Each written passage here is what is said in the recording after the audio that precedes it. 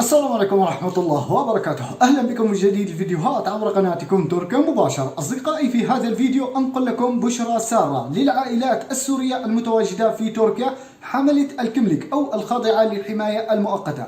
قبل 6 أشهر أصدقائي قمنا بشرح طريقة التسجيل على المساعدة ال1000 ليرة تركية المقدمة من المنظمة الدولية للهجرة.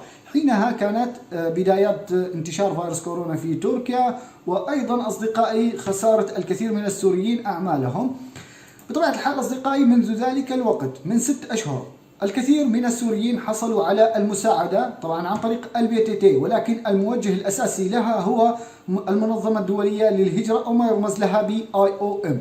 نعم أصدقائي، منذ ذلك الوقت حصل السوريين على دفعات على هذه المساعدة. واليوم أصدقائي، اليوم الخميس الموافق ل 26/11 تشرين الثاني 2020، أنا توصلت برسالة تقول: في نطاق مشروع المنظمة الدولية للهجرة لصاحب الكملك الذي ينتهي بالرقم 26، تم إيداع مساعدة مالية بمبلغ 1000 ليرة تركية باسمك.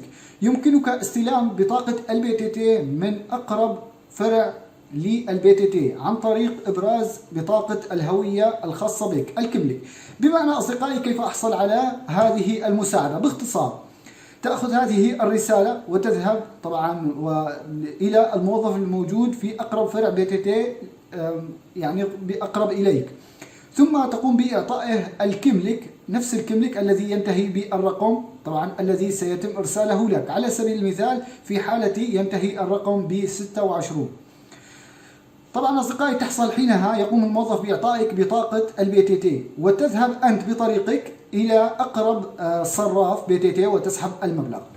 يعني إذا كنت قد تلقيت بطاقتك بالفعل، يعني حصلت على هذه البطاقة من الموظف، فيمكنك سحب أموالك من أقرب ماكينة صراف آلي أو فرع BTT. يعني إما أن تقوم بسحبها عن طريق صراف آلي ATM تابع للBTT، أو عن طريق نفس الفرع BTT إن لم تكن يعني باستطاعتك سحبها عن طريق الصراف.